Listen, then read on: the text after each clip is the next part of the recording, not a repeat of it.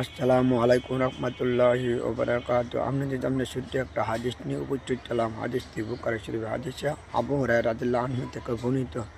নবী করিম সাল্লাল্লাহু আলাইহি ওয়াসাল্লাম বলেছেন যে এই সাহাবী, তোমাদের আশেপাশে যদি একটা আশেপাশে বাড়ির সামনে যদি একটা পুকুর থাকে, যদি একবার না দুইবার না তিনবার না চারবার না পাঁচবার যদি গোসল করে শরীরে কোনো ময়লা থাকবে, সাহাবীরা বলছে ইয়া রাসূলুল্লাহ, আমাদের শরীরে কোনো ময়লা থাকতো না। তো এরকমও পাঁচবার গোসল করলে তোমার শরীরে যদি ময়লা থাকতো না, তোমার পাঁচ ওয়াক্ত নামাজ সাথে জমাতের সাথে আদায় করলে, পাঁচ ওয়াক্ত নামাজ জমাতের সাথে আদায় করলে তোমার শরীরে কোনো গুনাহ থাকতো না। সুবহানাল্লাহ, গুনাহ কাফারা হয়ে যায়। পাঁচ ওয়াক্ত নামাজের হাতে গুনাহ মাফ। তাহলে আমরা অনেক সমাজে বেনামাজি বেড়ে গেছে। আগের যুগে 1400 বছর আগে মসজিদ আসিল কম, মুসল্লি আসিল বেশি। আর অন সমাজে ঘরে ঘরে মহলা মসজিদ, কিন্তু নামাজি কমে গেছে গা।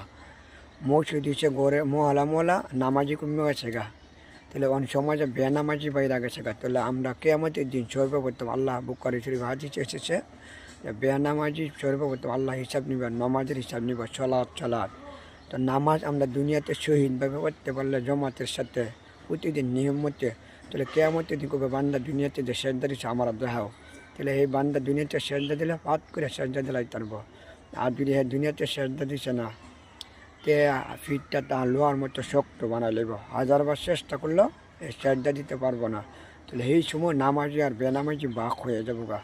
তাহলে নামাজ যদি না পড়ি কিয়ামতের দিন আমি বেনামাজির লোক আল্লাহ সাক্ষাৎ করতো না। তাহলে আমরা যে পাঁচ ওয়াক্ত শহীদ জমাতের সাথে আদায় করতে পারি, তাহলে মরণের দুনিয়াতে আল্লাহ পাঁচটা পরিষ্কার দিবেন। এক নম্বর পরিষ্কার হলো আমার মরণের সময় মৃত্যু যন্ত্রণা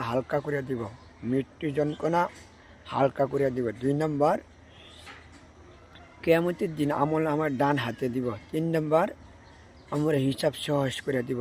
চার নম্বর আমরা ফুলসিরাত ব্রিজ পার করে দিব। পাঁচ নম্বর বিনা হিসাবে আল্লাহ জান্নাত দিবে। সুবহানাল্লাহ, পাঁচটা পরিষ্কার দিব পাঁচ ওয়াক্ত নামাজ পড়তে পারলে। তাহলে আমরা পাঁচ ওয়াক্ত নামাজ পড়ার চেষ্টা করব, নিজে নামাজ পড়বো আর একজনও নামাজে আদেশ দেবে। তাহলে আমার সমাজের বেনামাজি বেড়ে গেছে, সুদ গুজ বেড়ে গেছে, মিথ্যা প্রসারী বেড়ে গেছে। ভাই একদিন মরতে হবে, দুনিয়াটা কিছুই না। আমার বাড়ি, আমার সম্পদ, আমার গাড়ি, আর আমার মহিলাদের তোমারই কিছু নাই, আসলে কিছু নাই। সাদা একটা পাতলা কাপড়, কম দামি কাপড় দিয়ে আমার হোতাই দিয়ে ফেলবো। তাহলে আমরা যেটা মল্লের লগে যাইবো এটা আমরা করি না, যেটা লগে যাইবো এটা আমরা করি না, কারণ আমরা দুনিয়া ব্যস্ত। আর নবী করেছেন বেনামাজি মল্লে কবরে আজাব